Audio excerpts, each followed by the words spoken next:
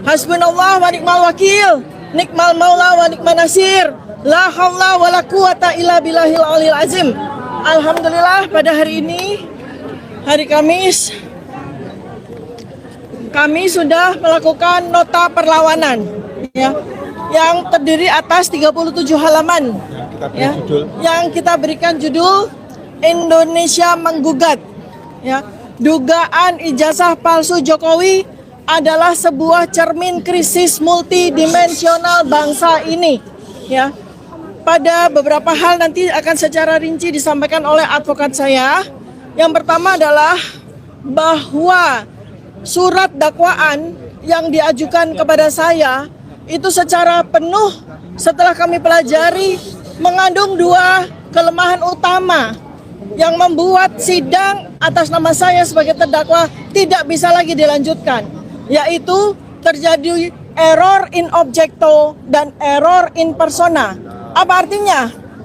Objek yang didakwakan kepada saya itu salah secara objek ya, karena yang saya dan Mas Roy Suryo lakukan pengkajian adalah benda digital, objek digital yang beredar di internet yang dimiliki oleh saudara Dian Sandi. Kami sama sekali tidak melakukan pengkajian, komentar apapun terhadap dokumen digital yang diakui oleh saudara Joko Widodo. Karena secara fakta, saudara Joko Widodo tidak memiliki ijazah dalam bentuk digital.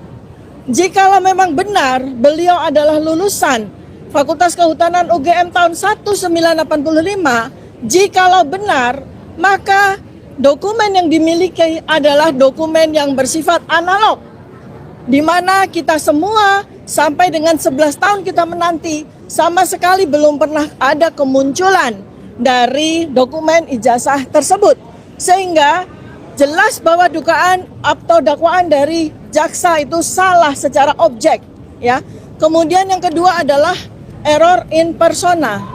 Karena ini berkaitan dengan laporan yang dilakukan oleh saudara Joko Widodo terkait dengan locus dan tempus delicti yang sangat aneh dan janggal. Karena locus dan tempus delicti itu berpindah-pindah dari sejak kami pertama kali diperiksa sebagai saksi tanggal 11 Mei 2025. Pada waktu itu yang dilaporkan sebagai locus dan tempus delicti adalah sebuah peristiwa tanggal 22 Januari 2025, di mana kami sama sekali atau saya sama sekali tidak berada pada locus dan tempus yang dimaksud. Lalu kemudian laporan polisi itu diubah secara locus dan tempus deliktinya menjadi di daerah Jakarta Selatan 26 Maret 2025. Lalu pada surat dakwaan yang disampaikan oleh penuntut umum ternyata locus dan tempus berubah lagi, yaitu di antara bulan Maret 2025 hingga bulan Mei 2025. Padahal laporan yang dilaporkan oleh saudara Joko Widodo itu tertanggal 30 April 2025. Jadi ini jelas salah ya secara persona dan salah secara objekto. Karena mana mungkin melaporkan sesuatu kejadian yang belum terjadi pada saat laporan polisi itu dilakukan. Dia melaporkan tanggal 30 April 2025 atas peristiwa yang terjadi pada bulan Mei 2025. Itu sesuatu yang sangat tidak masuk akal. Dan berikutnya lagi adalah kesalahan atau error in objecto adalah mendakwa sebuah produk-produk jurnalistik yang dilindungi oleh undang-undang pers yang jelas ya. Jadi ada 5 unggahan dari 28 unggahan yang dijadikan sebagai barang bukti. Itu sendiri sebetulnya sudah error in objecto. Karena 28 barang bukti itu dibebankan semua kepada saya. Sedangkan dari 28 barang bukti itu hanya ada 5. Ada 5 unggahan yang berkaitan dengan saya. Nah, sementara dari 5 objek tersebut itu sebetulnya adalah produk jurnalistik. Yang utama adalah sebuah siaran di media ya, yang berlangsung di gedung MNC ya, itu dilaporkan sebagai di mana saya melakukan perbuatan yang didakwa dengan pasal 32-35. Padahal itu adalah sebuah produk jurnalistik. Artinya, kalau seorang narasumber seperti saya, didakwa melakukan pidana atas keterangan yang saya lakukan, maka tentu saja media tersebut, hostnya yang memberikan pertanyaan kepada saya pun juga harus turut didakwa secara pidana. Tetapi Undang-Undang Pers tidak menyatakan demikian. Sebab sebuah produk jurnalistik yang berisikan talk show ya atau sebuah tanya jawab itu dilindungi oleh Undang-Undang Pers. Apabila host dan narasumber melakukan sebuah kesalahan, slip of the tongue atau kesalahan pada waktu itu, maka Undang-Undang Pers itu memberikan fasilitas dalam bentuk hak jawab, dalam bentuk sebuah mediasi di dalam koridor Dewan Pers ya. Jadi ini tidak bisa langsung dibawa kepada pidana. Kalau sampai terjadi seperti ini, maka inilah yang disebut sebagai chilling effect, membuat semua orang takut untuk bicara. Ya, selanjutnya akan diteruskan oleh advokat saya. Silakan. Ya, terima kasih. Saya tambahkan sedikit ya, karena hari ini adalah perlawanan terhadap dakwaan. Kami belum bicara masalah pokok perkara. Ya, saya katakan tadi, bahkan kami bacakan bahwa perkara ini tidak layak untuk masuk persidangan karena dari awal sudah batal demi hukum. Sejak peristiwa RG yang mana harus pencabutan laporan, itu jelas bagaimana dengan satu laporan yang sama dengan nomor yang sama yang dibebaskan hanya berapa orang. Yang namanya pencabutan laporan itu adalah keseluruhan. Jadi kalau konsiderannya pun cabut. Karena mekanisme di dalam RJ itu sebelum SP3 ada pencabutan laporan yang dengan nomor yang sama. Kedua, peristiwa Mabes Polri pada waktu Jokowi melaporkan kawan-kawan ini, itu peristiwa di Mabes Polri belum dihentikan penyidikannya. Jadi ini sudah melanggar Undang-Undang PSK, Pelindungan Saksi dan Korban. Belum dihentikan. Kenapa demikian? Laporannya bulan April, 30 April, sedangkan penghentian penyelidikan adalah 22 Mei. Jadi secara Undang-Undang Pelindungan Saksi dan Korban, maka jika ada laporan lebih dulu, tidak boleh dilaporkan balik sebelum inkrah. Itu jelas, dan itu kami sampaikan tadi. Bahkan ada pelanggaran Perkap, masih ingat yang identik itu. Jadi sampai detik ini kepolisian tidak pernah mengatakan ijazahnya asli, yaitu identik non identik, ya kan? Lah, pemeriksaan laboratorium waktu itu yang menyatakan identik itu melanggar Perkapnya sendiri. Karena dalam pemeriksaan laboratorium itu satu, ya kan? Itu harus ada dilampirkan, wajib bahkan di Perkap nomor 10 tahun 2009, satu wajib dilampiri laporan. Pada saat itu belum ada laporan, Dumas. Kedua, wajib dilampiri BAP. Pada saat itu belum semuanya di BAP. Ketiga, wajib dilampiri dengan berita acara penyitaan. Pada waktu itu tidak ada penyitaan. Oleh sebab itu, perkara ini cacat demi hukum. Bahkan saya berani mengatakan kalau itu seorang bayi itu mati dalam kandungan, bukan cacat lagi, mati. Kami tekankan berkali-kali bahwa perkara ini tidak layak untuk masuk persidangan ini. Silakan lanjutkan.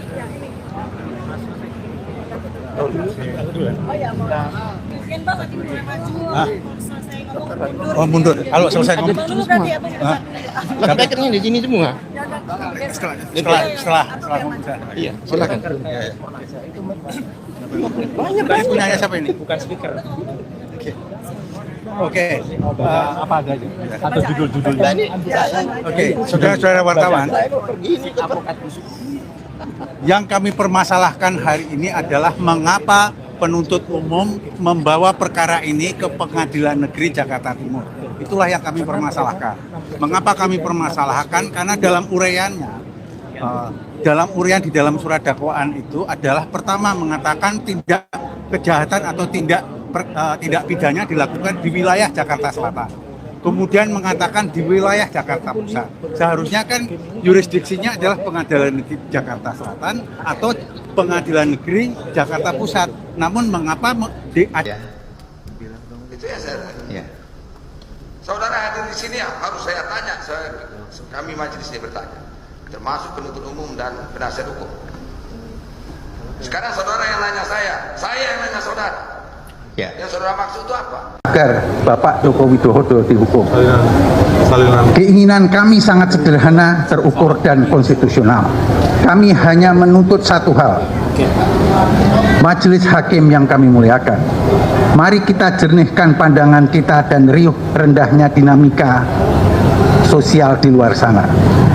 Kami melihat ada dikotomi yang keliru dalam memandang perkara ini. Di satu sisi, para pendukung Joko Widodo kerap menuntut dengan keras agar terdakwa dijatuhi hukuman yang berat.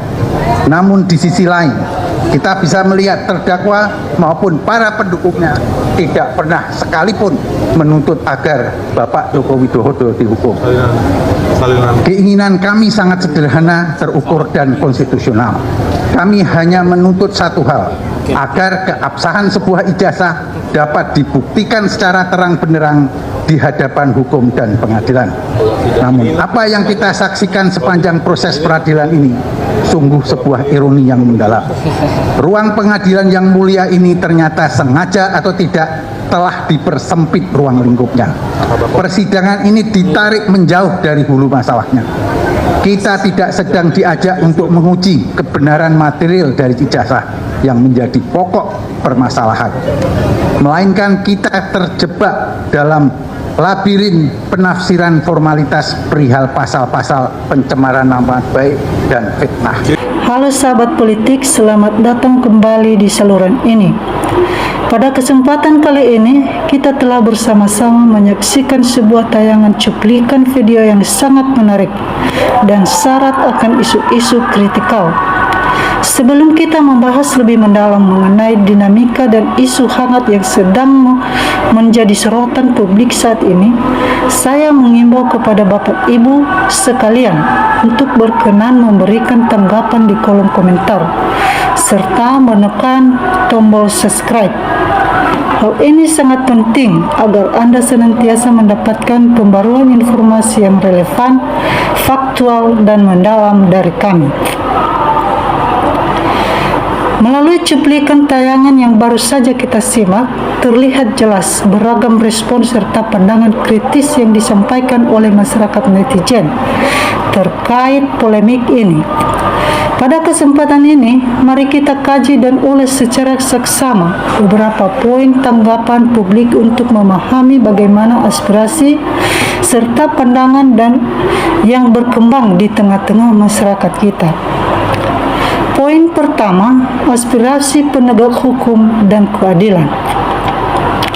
Akun Sutarto merespon dengan tegas mendesak pihak berwenang untuk melakukan penindakan hukum terhadap keluarga pihak terkait secara adil dan transparan. Akun Petangko menyatakan dukungannya secara penuh terhadap gerakan penegak kebenaran dan keadilan demi kepentingan umum. Akun Masadi menyampaikan harapannya agar tatanan pemerintahan yang dinilai tidak berpihak kepada rakyat dapat segera direformasi secara mendasar. Akun Arifin menegaskan pandangannya bahwa seluruh bentuk kebohongan publik pada akhirnya akan terungkap seraya mengecam pihak-pihak yang dianggap telah merusak tatanan kehidupan berbangsa dan bernegara. Poin kedua, kritik terhadap tata kelola dan pengawasan aparat. Akun Shopping yang Irfan menyoroti aspek kesadaran publik yang kian meningkat. Mereka menekankan bahwa masyarakat saat ini semakin cerdas dalam menilai situasi politik yang tidak mudah terpengaruh oleh pembagian bantuan sosial secara mendadak. Akun Mardian dari Bengkulu serta akun Sriono memberikan kesentilan tajam terkait simbol-simbol kekayaan atau perlindungan fisik yang diduga digunakan untuk menyembunyikan aset hasil tindak pidana korupsi.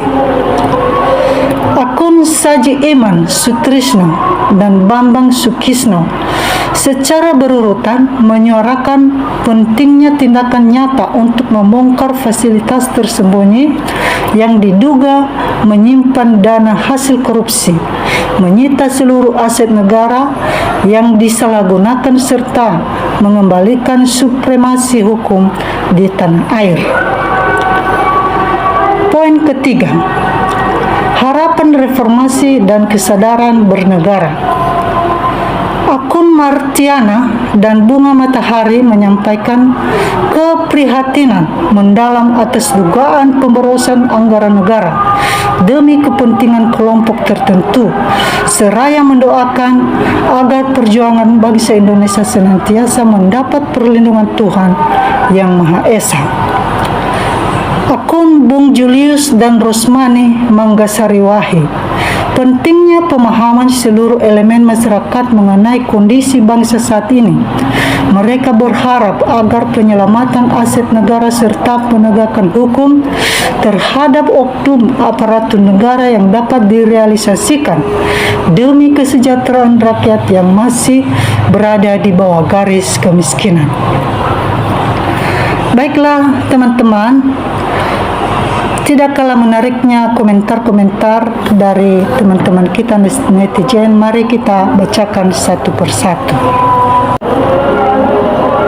Teman kita Berkah Berbagi berkomentar, ya Allah, lindungilah para pejuang keadilan demi rakyat kecil Indonesia. Teman kita Putra Putrajaya berkomentar, bersatu tegakkan keadilan sosial bagi seluruh rakyat Indonesia. Teman kita Joko Jakarlolo berkomentar, bangkit dan lanjutkan buat besar demo, kita kompak, setiap kota kompak pasti hancur. Teman kita Heri Barkot berkomentar, semakin hancur negara ini. Teman kita Rojikin berkomentar, hancurkan apa yang telah Jokowi lakukan, mendukung demo mahasiswa. Teman kita Abang Nick berkomentar, wajib musnahkan otak koruptor berjemaah, bila lembaga hukum tersuap rakyat wajib mengusut. Teman kita Erianto berkomentar, ya Allah tunjukkan kebenaran. Kita lanjut, teman kita Zulzet berkomentar, saatnya semua koruptor dibasmi.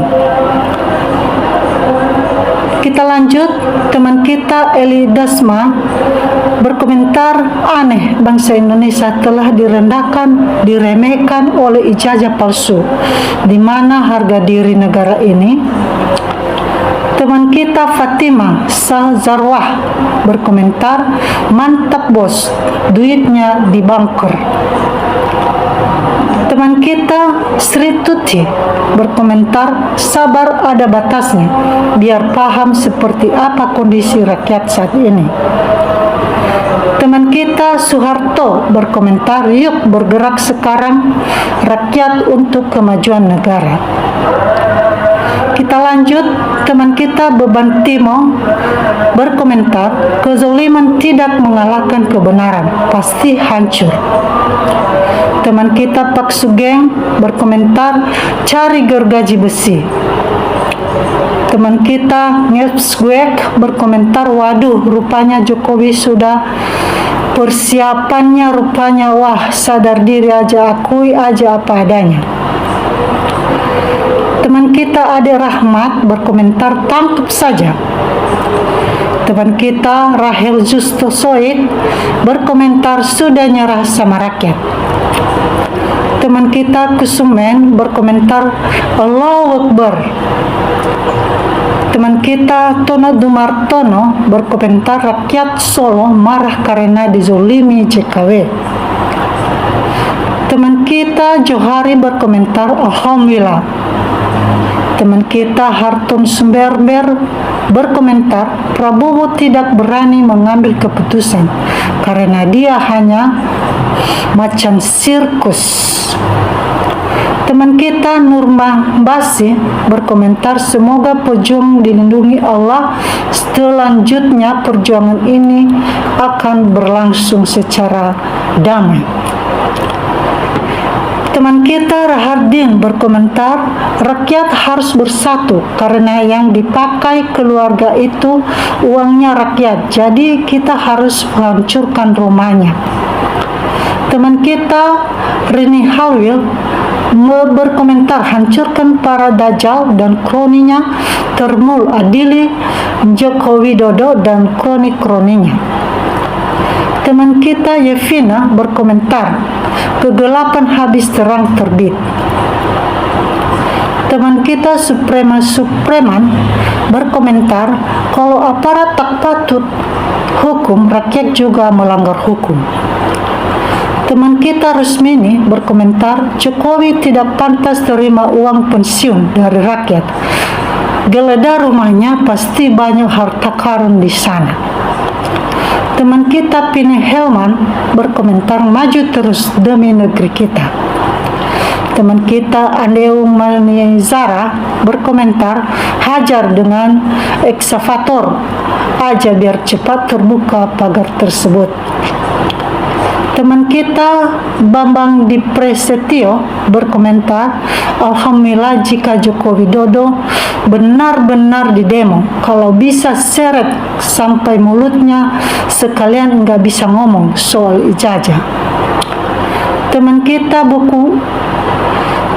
kita Ilham Masih Nojo berkomentar, buka bunkernya, kalau aja ada duitnya ambil bagian-bagian, hancurkan semuanya. Teman kita Mau Naon berkomentar, wih mantap banget tuh, oke sohib dan tidak kasihan. Teman kita Masa Jujutnya berkomentar, perjuangan kebenaran semoga sukses dan lancar, seret Jokowi perusak bangsa. Teman kita Nursid Gultom berkomentar, akhirnya terjadi juga. Teman kita Koko Wiharsono berkomentar, turunkan Prabowo. Teman kita Darso B berkomentar, susah amat sih ngadilin orang satu ini. Teman kita Warwoyono berkomentar, lawan semua bentuk kezaliman. Teman kita Muadin Cacat berkomentar, setuju banget. Teman kita Bang Dodidoni berkomentar, lanjut terus generasiku. Teman kita Prapisnono berkomentar, hancurkan. Teman kita Saflia berkomentar, lindungi mereka ya Allah. Teman kita Siti Warsida berkomentar, sehat selalu pejuang bangsa. Teman kita Wula-Wulayan berkomentar yang luar biasa, seorang mantan pejabat seharusnya punya moralitas yang tinggi, apalagi seorang mantan presiden.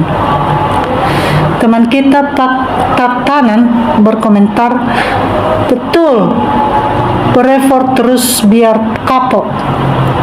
Teman kita Seven Liombing berkomentar, panggil tukang las, semprot pakai api, putus itu pagar itu. Teman kita Anang Sandroni berkomentar, satu cara merubah kebiadaban Jokowi saat jadi presiden adalah dengan revolusi adili Jokowi. Dialah yang membawa bangsat negara ini. Teman kita Adrotet berkomentar, mantap, lanjut. Teman kita Yusman berkomentar, terima kasih rekan pejuang yang sangat saya apresiasi. Perjuangan teman-teman semoga dilindungi Allah SWT. Doa kami selalu menyertaimu. Demikianlah pendapat daripada teman-teman kita netizen. Dan teman-teman netizen semuanya, mari kita kawal terus politik negara kita ini supaya menjadi negara yang paling baik dan benar-benar negara demokrasi. Salam NKRI harga mati.